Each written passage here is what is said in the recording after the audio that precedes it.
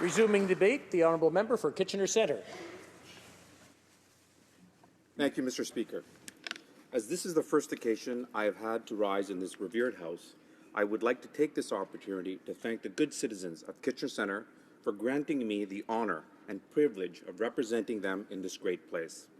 I would especially like to thank all of the hardworking volunteers on my campaign who generously gave their time, energy, and talents, whose without their efforts, I wouldn't be standing here today. Mr. Speaker, like many Canadians and like many of my colleagues, I am a child of immigrants who moved to Canada with the hope of offering their children a better life. If I am standing here today, it is because of the courage my parents had and their deeply held belief that Canada would allow their children the opportunity to succeed. It is so gratifying for so many Canadians, as I know it is for my own family. My parents, Hemchand and Prakash Saini, my two sisters, Anju and Manju, my brother-in-law Sanjay, and my niece and nephew Vikram and Samriya, to see that with hard work and dedication, anything is possible in this great country, the land of opportunity. As the Prime Minister is so fond of saying, Canada is strengthened because of our differences and not in spite of them. I think my own personal journey to this place underscores the truth behind these words. As a first-generation Canadian of Indian heritage, I moved to Kitchener as a young man to set up my business. I was welcomed by the people of Kitchener, a city, Mr. Speaker, settled early on by German immigrants, who still host one of the largest and most well-attended Oktoberfest festivals in the world. My success as a small business owner could have only happened in a community that looked beyond my name and heritage and accepted me for who I was and not where I was born. Our system in this country, Mr. Speaker, allows each one of us to rise based on merit and not on our place of birth. Mr. Speaker, small and medium-sized businesses are the backbone of the Canadian economy and the biggest job creators. As someone who has owned a small business for over 20 years, I understand the difficulties that small and medium businesses face on a daily basis. In a volatile economy, small businesses are often the first hit and the hardest hit. It is extremely important, therefore, that the government work as a partner with small and medium-sized businesses to help them expand, access international markets, and enable them to reinvest in the Canadian economy. This is something I am proud to champion as a Member of Parliament. As you may know, Mr. Speaker, Kitchener is part of Canada's high-tech innovation hub. Kitchener is part of the Quantum Valley corridor that stretches from the Kitchener-Waterloo region through to Toronto. This unique, innovative, and collaborative high-tech hub is an economic driver, not only locally, but for the entire company, and enjoys a global reputation for excellence. In order to maintain the leadership in this area and to compete in the global economy, we need to ensure we continue to invest in this sector. We need the ability to attract top international talent. We need improved transit infrastructure along the Quantum Valley corridor, and we need to provide access to funding at all stages of research, startup, manufacturing, and expansion. Mr. Speaker, climate change is not a theory, it is not disputed, it is a fact. It is a shame that in 2016 there are still those who choose not to believe it. Thankfully, Mr. Speaker, the government recognizes the reality of climate change and the need to address it now by boldly championing a green agenda. I am confident that the innovative and collaborative nature of the Kitchener-Waterloo high-tech ecosystem is well poised to help Canada become a world leader in the development of green technology and green innovation. I am so proud that our government has committed to an ambitious infrastructure agenda that will fix our crumbling infrastructure while stimulating our economy with good-paying, high-quality jobs. Infrastructure should not be a partisan issue, Mr. Speaker. We can all agree that we all drive on the same roads, we all cross the same bridges, and we all visit the same hospitals.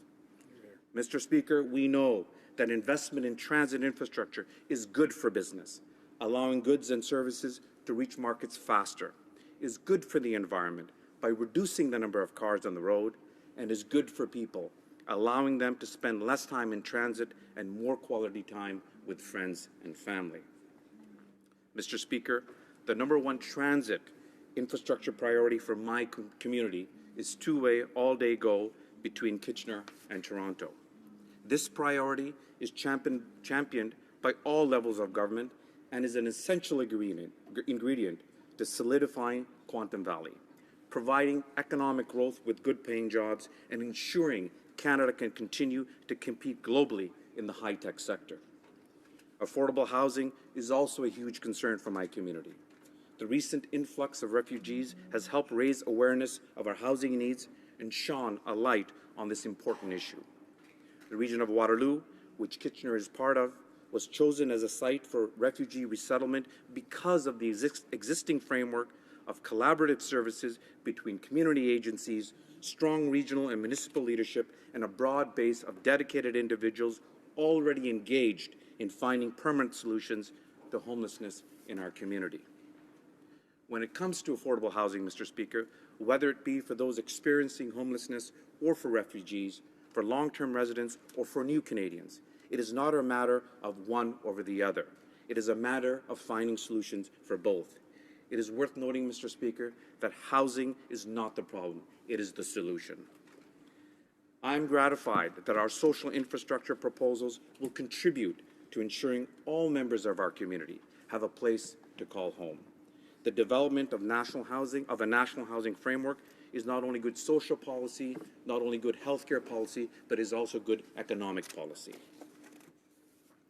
Mr.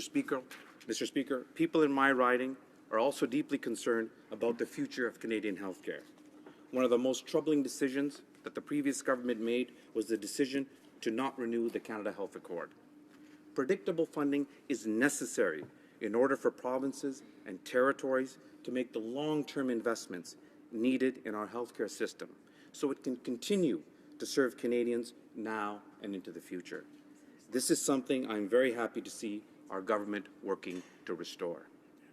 As I mentioned earlier, Mr. Speaker, I'm a proud small business owner. That business is a pharmacy.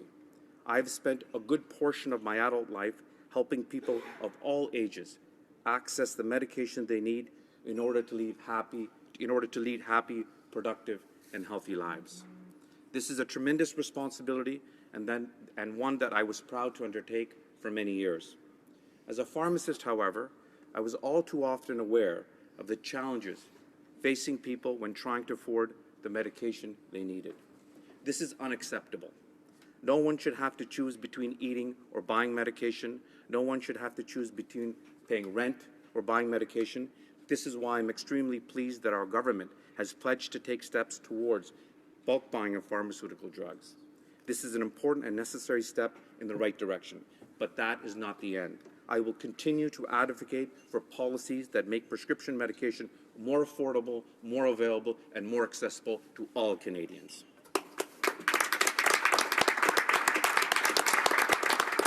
Mr. Speaker, we all come to this House filled with great hopes and desires. Each one of us wants to do the best for our communities and our country. These are all noble ideals, Mr. Speaker, and they should be encouraged. However, Mr. Speaker, sometimes political reality intersects with political expediency. Mr. Speaker, all members of this 42nd Parliament should work hard to try and minimize political differences and concentrate on those issues that make us stronger. I know that this will not be easy.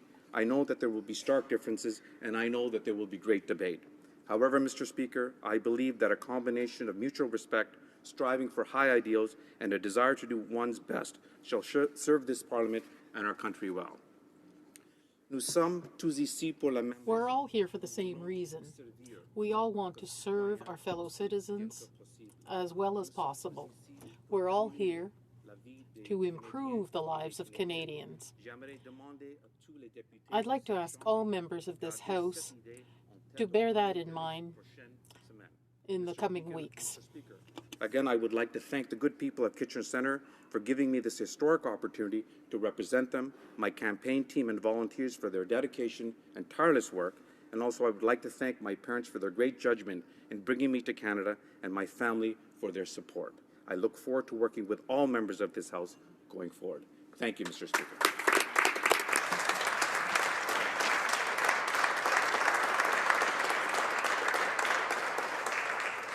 Questions and comments? The honourable member for Sarnia-Lambton. Thank you, Mr. Speaker. I wish to congratulate the honourable member on his speech and on his election. The member mentioned the importance of small business to Canada, and I heartily agree.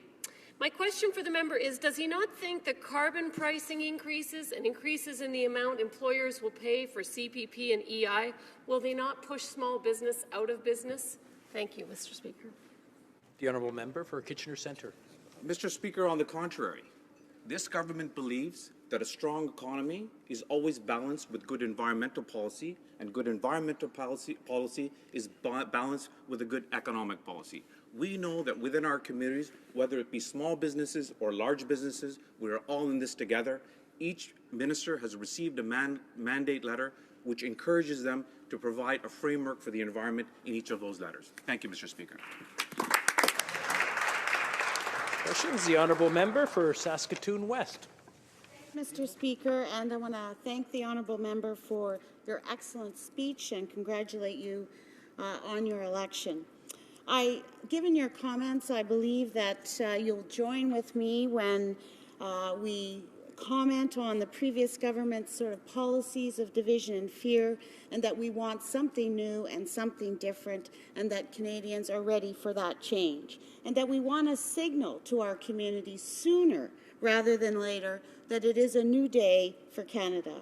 I'm wondering if the honourable member would comment or be a part of challenging his new government, that part of that old regime of policy of division and fear was Bill C-24 that created two classes of citizenship here in Canada. And I'd like to ask the honourable member if you would, along with me, advocate as soon as possible the repealing of that bill. The honourable member for Kitchener Mr. Speaker, Centre. I thank the honourable member for her question and for her comments. I believe that we all in this House share the attitude that Canada was built on a principle of equality and equal citizenship. And I am sure we will join with her to make sure that that quality is still represented in this country. Thank you, Mr. Speaker.